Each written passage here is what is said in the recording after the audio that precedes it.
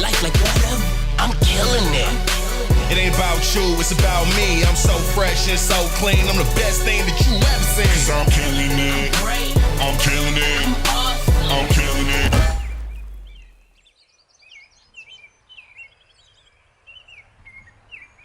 It ain't about you, it's about me. I'm so fresh and so clean. I'm the best thing that you ever seen. 'Cause I'm killing it. I'm killing it. I'm killing it. I'm cool.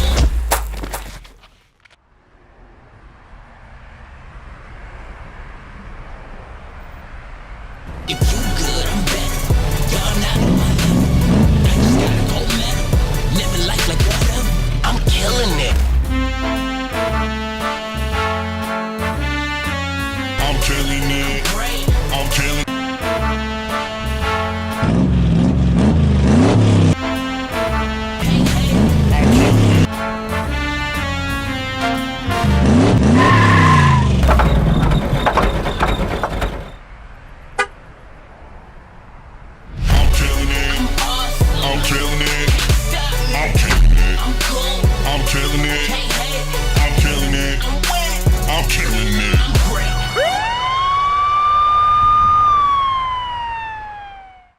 Now, today I want to talk to a very, very specific group of you, whether you're watching on television or one of our campuses or on the internet or on North Point Online or right here in the room with me. And specifically, I want to talk to what I'm going to call the 3P people. The 3P people. 3P people have these three characteristics. You have a measure of power, a measure of prestige, and you've got some stuff. In fact, you've got some more stuff than the average person. You have extra stuff. You're known for your stuff. Okay? By power, I mean that when you walk in the room, people pay attention because you're the boss, you write the paychecks, you set the bonuses, you know, you're kind of large and in charge of your environment, you're the department director, you're the division director, you run the branch, you own the company, you sit on the board, you've got a measure of power, people are a little bit careful around you because after all, you've got the power. Prestige, this can come from a variety of sources. You may not be the richest person in the room, but you're the smartest person in the room. All eyes turn to you when there's a decision to be made. You've accomplished something great, you're related to somebody great, you just kind of carry a little bit more weight than the average person. And possessions, you're just resourced. You're resourced because you worked hard and you earned it. You're resourced because you just happened to be born to the right family. You're resourced because you married into it for whatever reason. Everybody thinks you're funnier than you really are because you have more money, okay? Isn't it funny? The more money you have, the funnier you are. Have you noticed that? Everybody laughs at your jokes, and it's not that you're funny, you just have more money. And somehow you're just funnier, and everybody thinks you're right all the time. But you're resourced. So here's the thing. If you are a 3P person, you have unique challenges when it comes to this issue of pride. And denying that you're a 3P person is not humility. It's deception, okay? It's not humility, it's really dishonesty. And here's the deal. If you deny that you are a 3P person, it actually sets you up to misuse your stuff. It actually sets you up to misuse the 3Ps, and you will misusing it wisely. So the best thing you can do is acknowledge, you know what? I'm a 3P person. I got a little more power, I got a little bit more prestige, and I have, more resources than the average person. So I'm set up to be gobbled up by my pride. So I need to pay attention. So today's message is specifically for all the 3P people. Now, if you're not a 3P person, you're thinking, well, this isn't for me. I just want you to hang on for a second, and then we'll get to the story. Because here's the deal. If you would consider yourself a non-3P person, I want you to know there are over 3 billion people in the world. And I want you to look at that number. A billion is a lot more than a million, right? We throw these numbers around. There are over 3 billion people in the world that if they were to drop into your life, they would swear you are a 3P person. These are the people that live on $2.25 a day. And if they were to drop into your world and you would say, oh, no, I don't have much power, and they would look at you and say, are you kidding? You have so many choices I will never have the opportunity to make. You have so many more options. Oh, I don't have any prestige. Are you kidding? You're an American. You're a Canadian. Are you kidding me? You have so much more prestige. Oh, well, I'm not really a rich person. I don't have a lot of stuff. Are you kidding me? And if you were to be transported into their world and be told, hey, I want you to make your argument that you're not a 3P person, you would just be embarrassed. I would just be embarrassed, and it would just be like, shut my mouth and get out of here. Because somewhere in the world, there's a whole bunch of people that think every single person, every one of us, is a 3P person. It's 5 o'clock somewhere, okay, right? Somewhere in the world, there are people that look at you and you have an enviable life and lifestyle. So this is actually a message for all of us. Because in some context, we are all set up by what we have, who we know, what we can do, where we have the option to go that sets us up for this pride to grab the remote and shut us in, shut God and others out. So today I'm going to tell you a really fascinating story from the Old Testament. In the city of Babylon, Belshazzar was ruling the city. Nabonidus, his father, who was King Nebuchadnezzar's son-in-law, is also a leader, but he's leading the army. And he's at war with the Persians. Meanwhile, Belshazzar is leading and in control of the city. Nabonidus is defeated time after time after time by the Persians. He eventually surrenders the army and flees to the hills, and the Persian army under Cyrus the Great surrounds the city of Babylon.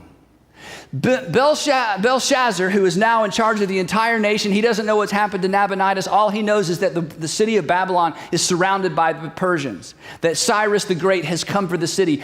But Belshazzar believed that the city was impregnable, that they would never get over the walls, through the walls, or under the walls. And so in his arrogance, he throws a banquet on the very night that the city has finally been surrounded and they are cut off from all help from any source. He throws a party and he dedicates the party to Marduk. Marduk was the Babylonian god. And here's what he did. It's very fascinating. Nebuchadnezzar, who was his grandfather, because Nebuchadnezzar's daughter married a guy who had Belshazzar. So Nebuchadnezzar, his grandfather, had a god collection. Here's what Nebuchadnezzar did. Anytime he conquered a city, anytime he conquered a nation, he would take the idol that represented that city or nation's god, bring it to Babylon, and make it part of his god collection. So he had all these idols from all these cities, from all these nations.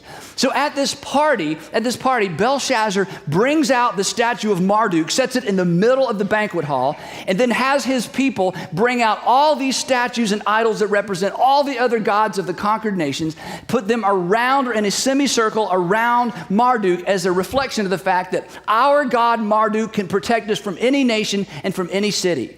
The challenge was this. When Nebuchadnezzar, many, many years before this, went into the city of Jerusalem, he went into the temple to find the idol that the Jews worship, the representation of the Jewish God. But what did he find?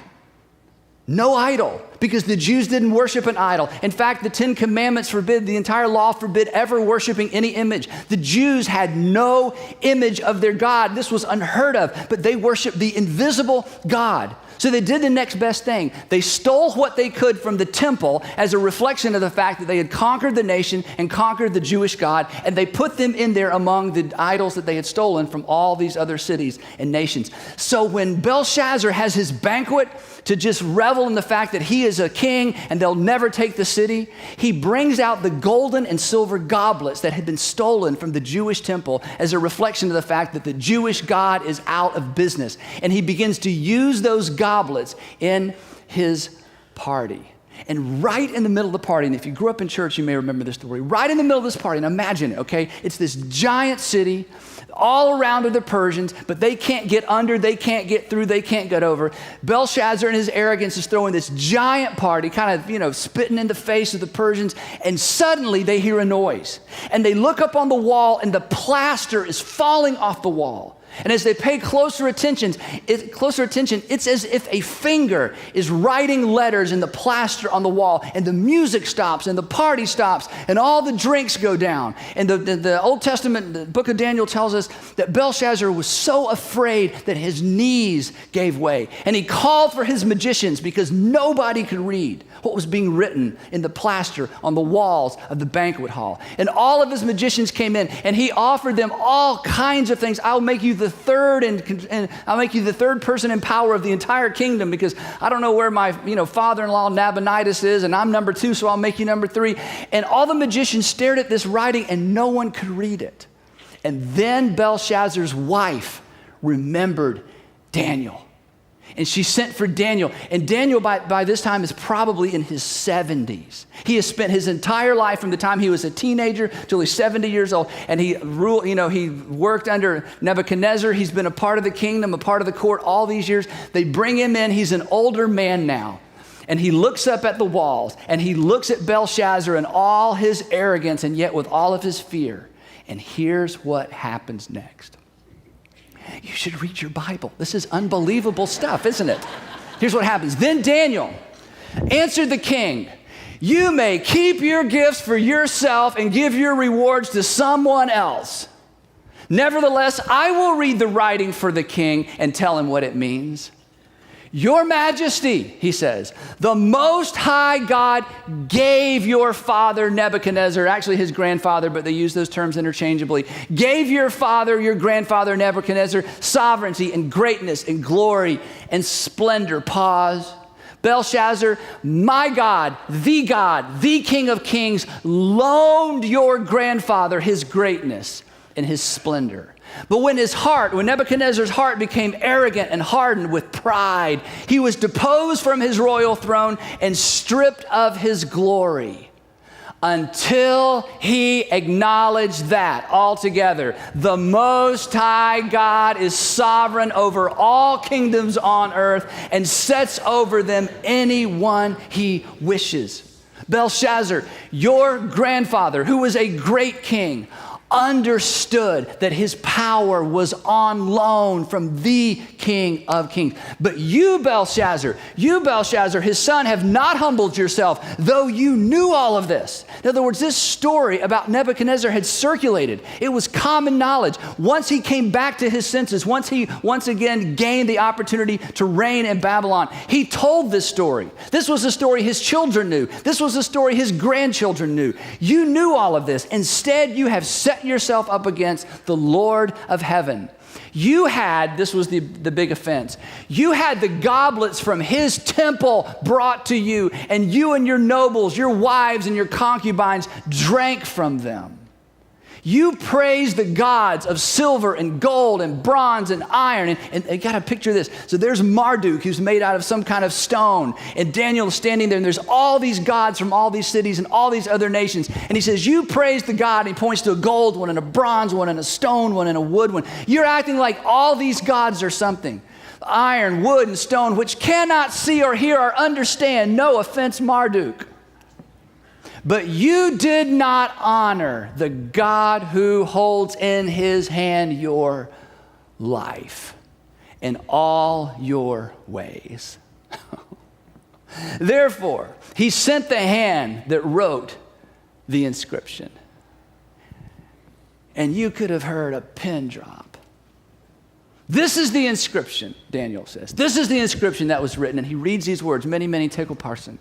Here is what these words mean. Many. God has numbered your days. God has numbered the days of your reign and brought them to an end.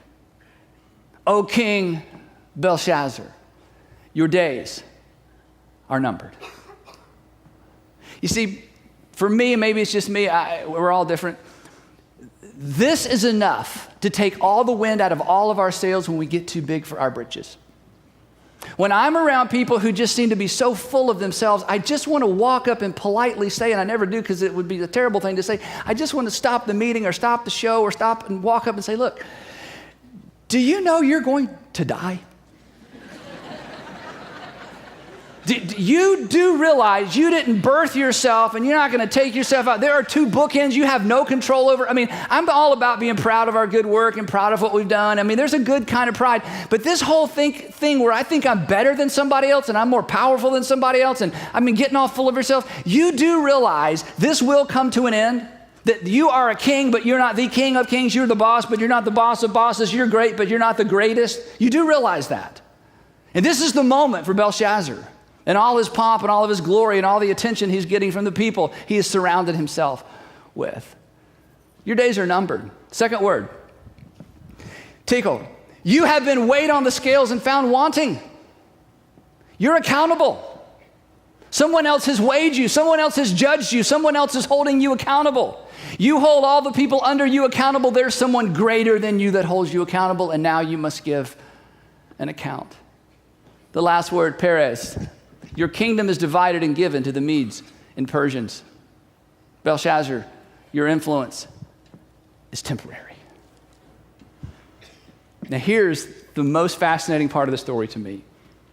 A week or so before the Persians surrounded the city, A week or so before Belshazzar threw this big party, in spite of the fact that the Persians were at the gates.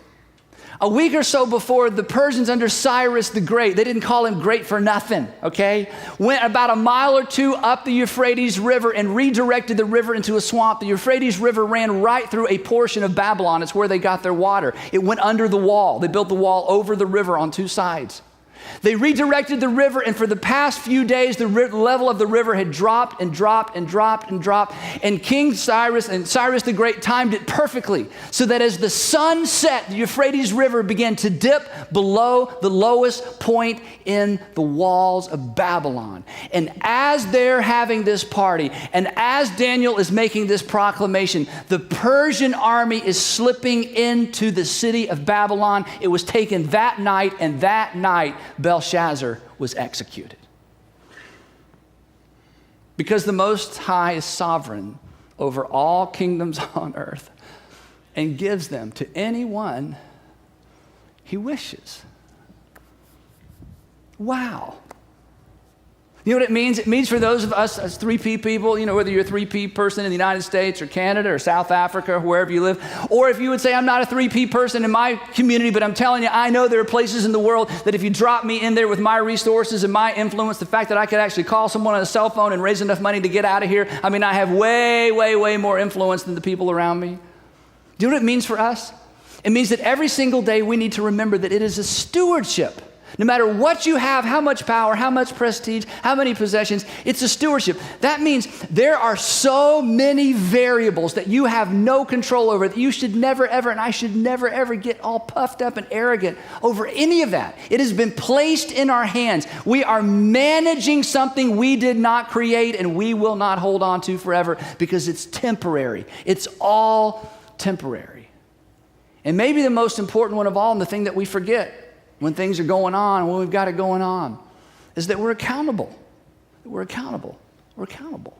That one day we give an account of how we managed our prestige and our power and our possessions. And you know how we know that we're accountable?